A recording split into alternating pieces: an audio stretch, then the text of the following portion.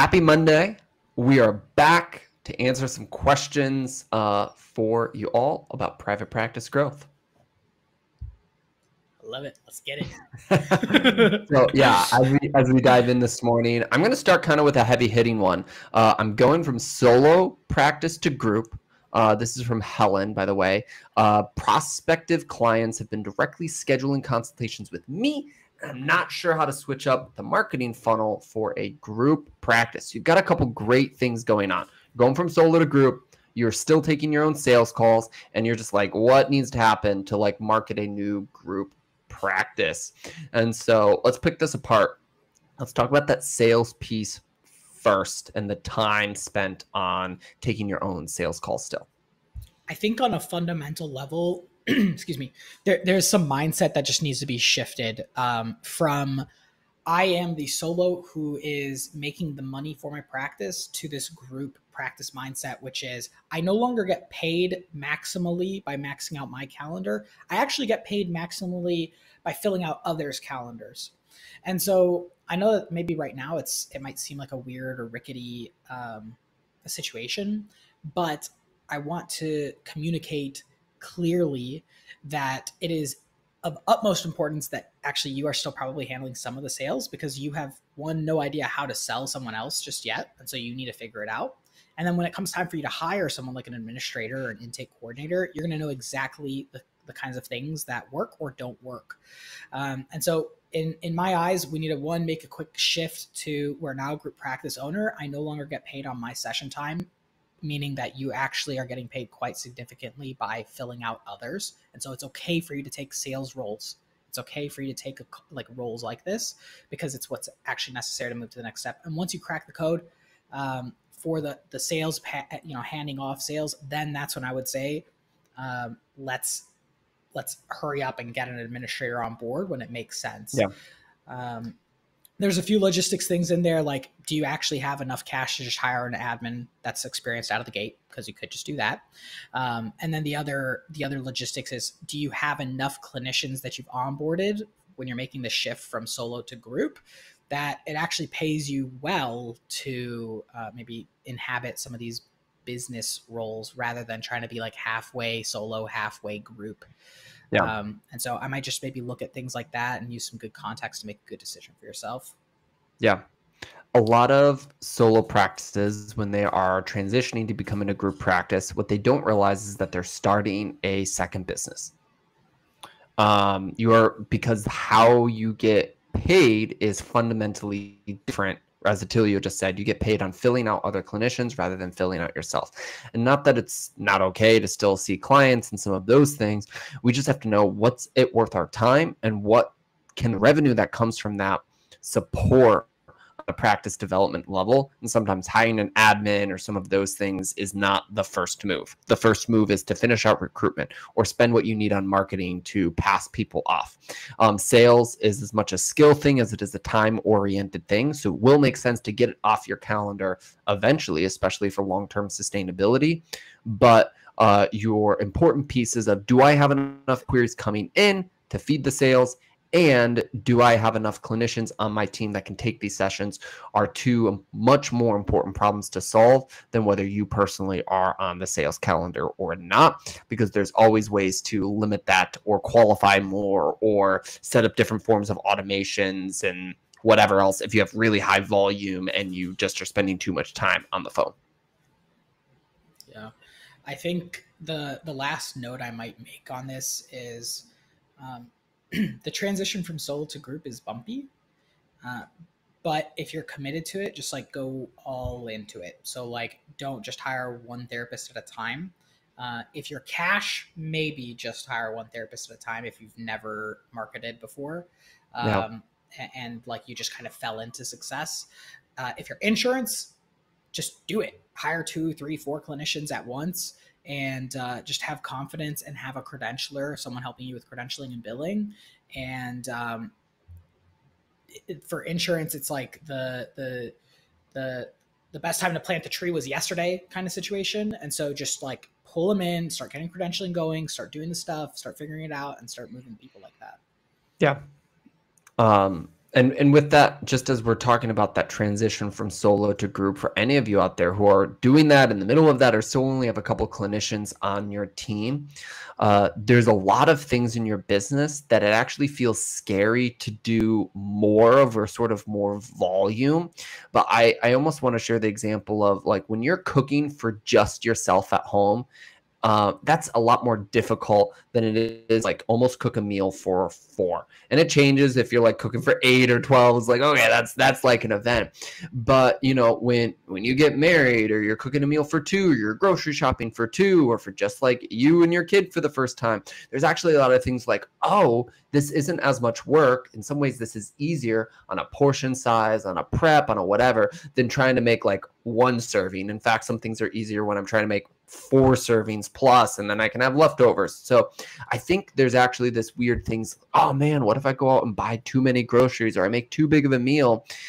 There's actually a number of things in business that once you get to volume, they become easier, and or it's the same amount of time or effort, and then you just get properly rewarded because you did all that meal prep and all that cooking. Now you have 4 portions instead of just 1. Cree asks us, is setting up a Google ad campaign effective for finding new clients? So that was a Google Ads campaign? Yeah. I think everything is effective when it comes to getting new clients, right? And so I'll give you maybe the pros and cons, because the short answer is yes. I'll add to that by saying Google Ads is expensive. That's the number one place that a therapist will go when they're looking to just run advertisement for themselves. Usually it's like, yep, I learned to do Google Ads, because I think like SEO and Google Ads is like sort of weirdly regarded as like the holy grail in this industry for some reason. And so there's more competition. It's expensive.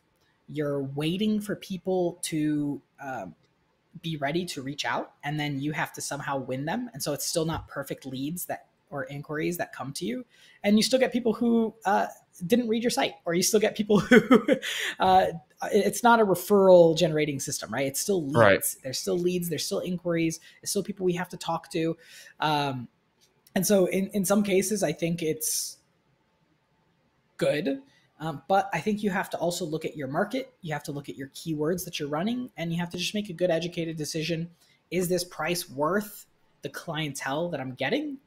Because, you know, maybe your clients aren't worth very much, aka it's $100 sessions, it's 8 sessions on average, it's $800 for the session. You can't spend more than like 10% of that, 20% of that to get a client. And so can you realistically get new clients for $80 to $160 from Google Ads? Maybe. It has to deal with your location and a few other factors. And so just make good decisions for yourself based on the numbers. And but otherwise, the short answer is yes, you absolutely can use Google Ads to get new clients, and it works.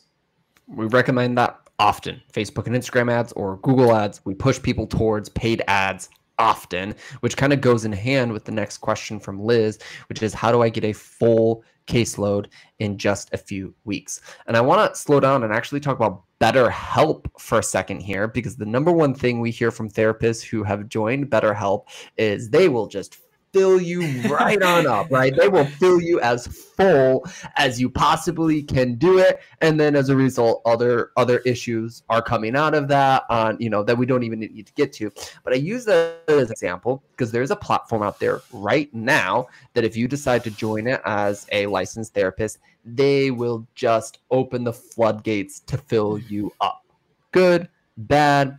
So if we're talking about volume, first, we know it's possible, which I think is an interesting thing to note here when someone's like, man, can I get a full caseload in just a couple weeks?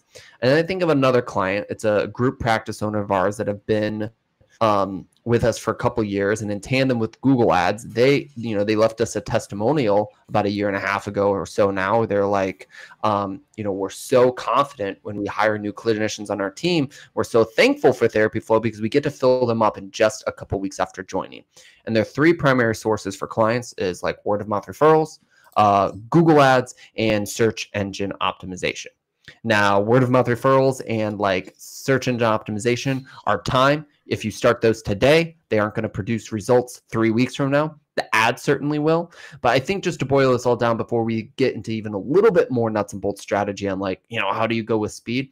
I just want to say it's possible, but also if you're like a group practice or some of those things, it becomes more possible over time as you work on strategies that produce volume. But let's also get in like someone starting from zero, how would they get 20 clients in the next 3 weeks? Yeah. I'm kind of taking it as a challenge. Like if I had no money and I had to get full in 3 weeks, I think what I would do is fill up half of my schedule on something like BetterHelp or Alma or something like that, and then use the money that I'm making there to run Facebook and Instagram ads. And the Facebook and Instagram ad would specifically be like, if you have this problem, I have a system that gets this result for these clients. Hop on a call with me and I'll break down the whole system for you. And then essentially offer them a trial run. So your first session for free if they want your help doing it. Yeah. And I think that's like an easy way to just get a ton of conversations from people who have a problem that you might be able to help. And then work backwards with saying like, who's going to actually take me up on this offer? It's essentially a free trial, right? And it's only working with the people that are interested in having you help administer it, helping you keep them accountable, helping you do X, Y, and Z. And I think the interesting thing here, though, is that guys, this is sale. Like you have to go in with sales here, and you have to go in understanding that not every single person is going to want to work with you, and not everyone's going to want to walk away with a free trial. But it's sitting down, doing the reps, and getting good at like going through that. That's going to get you like. Honestly, I think you could actually really get full at your rate if you do trials like that, and if you're actually like working people through. And so. And the last thing that I was going to say is you probably just need to really focus on a calendar level on outbound activities. And what that means is like, who has my people in like really fast, and are we spending enough time? Because like, if you want to be full in 3 weeks, spending 3 to 5 hours a week on your business is not going to do it, right? You probably need to be spending 20 plus hours a week on marketing and business development activities. And maybe that might get you the result in a couple of weeks. And if it did, great, that would be phenomenal. But we just have to say, hey, volume in ad spend, volume in outreaches, volume on listing sites, volume in a very short amount of period with sales and converting people on an offer is what would get us kind of over the finish line on this. And we've seen it happen. Brittany, who's now one of our coaches, specifically, she dialed in, who do I want to work with? She launched Facebook ads. 10 days later, she brought on 17 new clients. She did take insurance, so she was kind of pre-set up to take insurance, but she went from 0 to full caseload in 2 weeks with Facebook ads. Doesn't get better than that. No. It can happen. Can happen. But you gotta, I think that's the thing too. Like you have to go out there and you have to make it, like you have to want it and make it happen.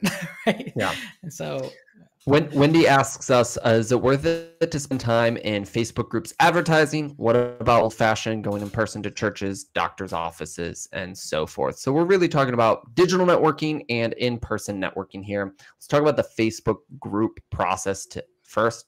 I think if that Facebook group is really niche and like highly active, it might be worth saying, hey, I'm open, or keeping your eye out for the in search of posts of like, because someone's directly referring. I think the spraying and praying across 1, 5, 10, 20 Facebook groups saying, hey, I'm available to accept new clients. One, that happens a lot. So no one just has a magical roster of clients typically to like send your way. And unless you have a deeper relationship, or it's a pretty small, tight-knit community. I know like one practice owner that we work with, she was in specifically like a Slavic Christian private Facebook group for her state or whatever. So just a handful of providers on that topic, and they consistently posted whatever. So great. It was definitely worth her time to be active, to make posts, say, yes, I'm available, to refer in, to refer out, and so forth. But I'd say as a whole, there's a lot of saturation that's happening with the general spray and pray. Hey, I'm available for new clients, right? Because that announcement doesn't just invoke, yeah, like here's that big list of clients, and I was just waiting for that person to post.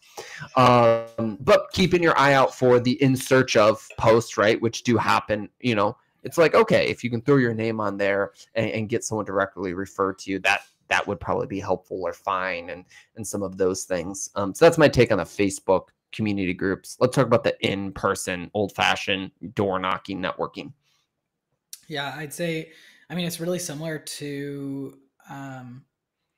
digital in a lot of ways, guys. It's just, can you show up? Can you provide value to the people?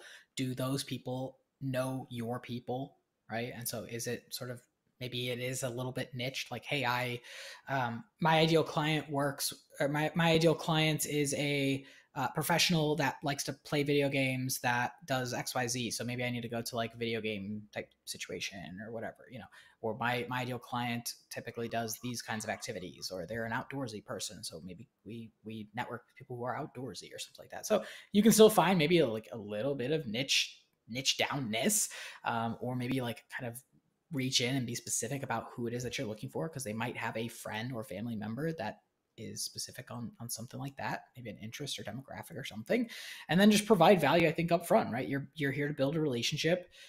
Spray and pray or showing up one time and it's done doesn't really work too well. So like just leaving a business card, good luck.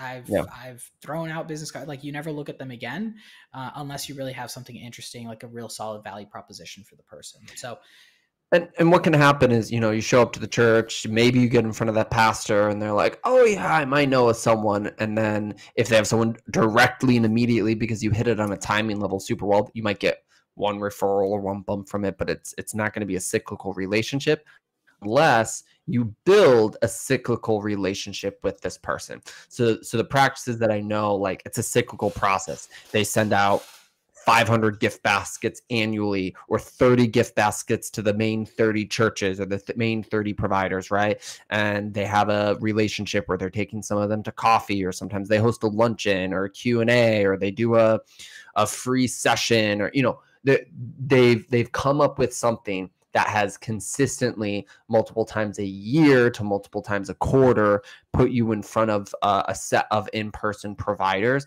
to actually build that relationship. Or they're doing massive volume all the time, which just means, like every 6 months we're doing 500 mailers, 1,000 mailers, 5,000 mailers, right? And like hoping that works out, and it does to some degree. But I think if I had to do in-person networking again, it would be small batch, meaning, hey, what are the 1 to 3 people I'm going after on a weekly basis? And how am I building a relationship, taking to coffee, following up with monthly, quarterly? Is there, if I'm going after churches, can I host a pastor luncheon on mental health and get 30 of them to show up? Same with doctors. I don't know. There's some, ideas there as we dig into it, but you just need to go above and beyond business cards. I think the only last little nugget I might put on here, guys, is digital, in person. Like, I think fundamentally it's all the same. You need to be known as a business owner, as a provider, to be able to get some form of business, right? And so you need to be known. And so whether you're doing digital or whether you're doing in person, like, the stuff works. It's just you need to be known. And so if people don't know you as an option, you're not showing up, you're not, you don't have some sort of like value that you could provide, or some sort of like, hey, can I leverage your platform to deliver your audience something amazing in this capacity? Like, you're just not going to move forward. And so I would say, look at the fundamentals. The fundamentals say you need to be known or seen in order to have any opportunities. So get out there is what I'm saying. And then you need to have some sort of value, some sort of follow-up, some sort of presence on a regular basis, so that you're kind of top of mind. Okay. And then that will open you up to more opportunities than anything else. And I want to give quick 3 suggestions that can help make this possible in a really direct way. When you have something to offer in an audience exchange, it really helps kickstart a relationship with people you haven't met yet. So there's 3 quick suggestions. Number 1 is you could start a podcast if you really felt like it. That'd probably be the most involved out of all of this. And then when you're contacting these, it could be a podcast on, mental health in churches, or mental health for Christians, or, whatever it is, the podcast on, for postpartum moms, the podcast on children, whatever. And then the people that you're trying to network with, you're inviting into the podcast, and then you're trying to do some sort of exchange and relationship and be like, hey, you have anyone to refer me, right? Easy way to start the conversation and host them and get their expertise. More involved, podcast is not for everyone. But I know you could also do, which is a lot less involved, newsletter. And you could either do guest newsletter or guest snippets in a newsletter where you could loosely, right? You could email and you could ask 3 questions or whatever. Hey, Dr. whatever down the street, Pastor whatever down the street had this to say, quote, insert 3 answers, whatever. And you could do a weekly feature, a weekly segment, or a monthly guest writer or something like that. And then your offer in terms of starting this relationship is like, hey, do you want to be a guest author for my newsletter on this topic, right? And you work on growing that, and that becomes a very powerful way to start a relationship with a small number of people who have your people. And lastly is you could do the same exact thing with blogging. Blogging can really help your website and your search engine optimization. So you could request that people guest blog for you. Hey, do you want to write a guest blog for my website on this topic based off of your expertise, X, Y, and Z? Or you could, again, run an interview style. You could write the blogs and you could try and get small answers to questions, batches, whatever. Be like, hey, I'm doing some research for this blog I'm writing. Do you have a few seconds to hop on the phone, answer a quick question, or can I get coffee with you or whatever, and start the relationship from there? And there's a lot of other suggestions, but a podcast, a blog, a newsletter, those can be really powerful vehicles, or something like that can be really powerful vehicles to start the relationships that can move these referral relationships forward. Yeah, I love it. Okay. As we probably wrapping up on a couple last questions here. If I want to increase, Angel asks us, my standard rates for self-paying clients, do I need to contact an insurance company since I already have a contract rate established? We're going to attempt to answer this, but there's a couple variables to this. Number one, contract rates states what you can and can't do, who your insurance provider is, and the layers of that. Super nuanced here, so we can't give you like a carte blanche answer. But it's my understanding that your cash rate is separate from your insurance contract rate, and they shouldn't have anything to do with each other unless you're providing like a super bill or something like that to an insurance. Your contracted rate is what you get paid when you bill to that insurance company. Some states, if you accept that insurance, you can't, unless the client has opted out of it or something, you can't not offer to bill that insurance specifically. And so that's where you might be stuck, right? So if you accept 15 insurances, so every client who contacts you want to use their insurance, some states or some contracts don't let you bill them cash or force them in cash if you're on that insurance panel. So you might have to get off or get out of that contract before you can increase your cash rate in general. But overall, your cash rate should be separate. So if a client comes to you who wants to use Aetna and you accept Aetna, and you bill to Aetna, you'll get whatever they get. And if a client comes to you and says, hey, I want to see you for sessions, and I don't want to use my insurance, or I don't have insurance for this, and you can charge them whatever you want. So even if Aetna charges you $120, you don't have to match that for something else. You can charge $140, you can charge $200, right? But those are the rules or the nuances around state to state, contract to contract insurance that we can't go deeper on, other than say typically if they're separate and they don't affect each other. Couldn't have said it better. So, some weird nuances. State to state and some. Yeah. Best of luck. I've seen some people do some things, which I don't know if they're shady necessarily, but like they basically start another business just to house their private pay clients. And so I'm not suggesting you do anything, but there is a way for you to spring out of it if needed. So I have a great one to end on. Amy asks us, what's the best way to choose which insurances to accept? This is kind of interesting. I guess it depends what your goals are, is maybe where I would start. What is your goal? If you want to run a really big insurance practice where you're really scaled out, maybe as like the owner, I would say accept them all, right? If your goal is to run a small practice where it's maybe just you, maybe just accept the highest paying ones. And then market for that to happen. And so look at maybe your goals, right? Take a look at your goals. What do you actually want to have happen? There's, based on what you actually want to have happen, there's benefits to doing things one way versus another way, is all I might say. Yeah. Go ahead. If you're accepting insurance, as Attilio said, going for all of them essentially, just that way you can accept literally any client is a great strategy. Then the second to that is that accept the highest paying ones. And the last to that is drop the ones or don't accept the ones that are most logistically cumbersome. So Aetna might pay a ton in your state, or they might pay $20 more a session than Blue Cross down the street or whatever, but Aetna might not pay on time, or they might do clawbacks in your state often. They might just be like a huge headache to deal with. And so you can strategically choose not to accept one or two insurances and actually get rid of the problem children that are causing the biggest pain for you to be an insurance-based practice. Obviously, learning how to play nice with as many insurances as possible is going to benefit you.